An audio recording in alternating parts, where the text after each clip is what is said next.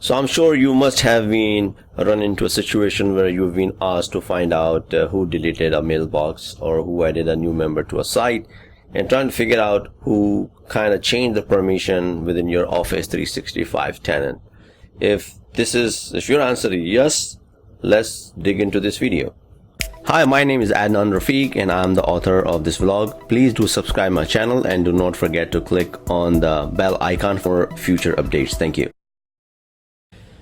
Hi again. So today I'm going to talk about different situation where security folks might have come to you, or your senior leadership or your part of management team might have come to you, get some records, or maybe some other members. It depends.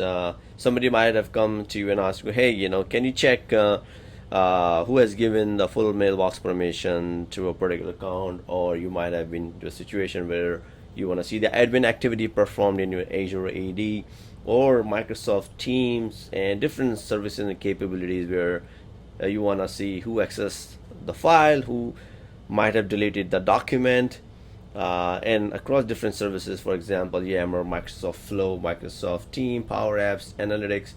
So how do we know what actions have been performed by different users within your organization? And you want to have a full visibility by looking into that. So let's look into that. There is a feature in security and compliance where you can enable this feature. This feature is called Audit Log, which you will have to enable it, and then once enabled, then you can perform searches. So let's look into that. I'm going to compare my two tenants, which is enabled, and how to enable the new tenant, and go from there and perform some searches.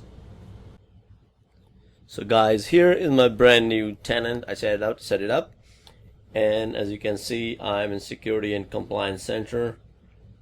And if I go to the search option, I have Audit Log Search, and as soon as click it, it gives me the search box. But again, in order to make use of that, I need to enable turn on auditing. Without this, it won't work. So let me show you another tenant before I turn this auditing log on. And here is my another tenant, which is my personal production tenant. And I do not see, right, because audit log has already been enabled. So we'll perform the searches here, but at the same time we can enable the search, and then maybe within a couple of hours or maybe a day, that will be actively working. So I'll enable it, or you can use the PowerShell commandlet where it says turn audit admin log for unified audit login ingestion, basically. So I'll put the commandlet, but since GUI is there, it's easier, and you turn it on, and then it will make this changes to your org wide, because as I said before, it's not just about one particular product or services such as SharePoint or Microsoft Exchange. Is beyond that. It's beyond many services, but as I mentioned before, it uses for Microsoft Team, Azure Active Directory, Power BI, Microsoft Flow, Stream, and all these capabilities which is available in the service. So now while it's being done, let's move back to this here. So what I can do is I can define my criteria and the date. So let me go back, go select any random date, anytime, random time, and then here are, so if you want to find out who copied some files, you can do that, who deleted records, who downloaded the file. Let's say start with that, who moved the file. So let's start with one of them, downloaded the file, and see what's happened. There is a number of documents which says Adnan, Carry, and some other document that have been downloaded. So let's look at it. Gives you that this file was downloaded, what was the IP address, and what was the date and time and everything. It gives you this, kind of give you that who the user is and when he did download that file.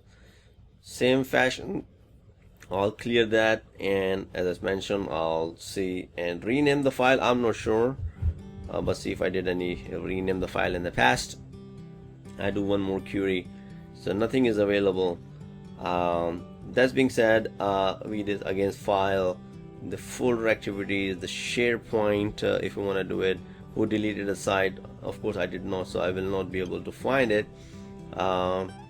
Again, we can go further down and site permission. Basically you can still look for the permission if somebody has changed, somebody has performed any administrative activities, exchange related stuff. So move messages to a deleted folder, let's say, because I have been moving a lot of emails in and there, and then search it, and I do expect some result because of these activities which I know. But again, you don't know, so based on the criteria, if the security comes to you, if you in a need for something like that, you need to know what exactly you're looking for, and then again the IP address and move messages to the item, blah blah blah.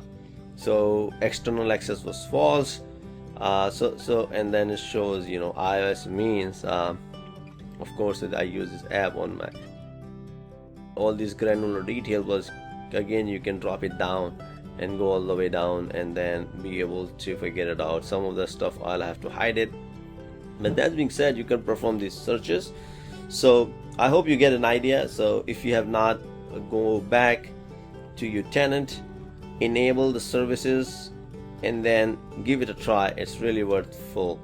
So that being said, if you have audit log, these are retained for 90 days. So I hope you liked it. Stay tuned for more future videos. Thank you and bye.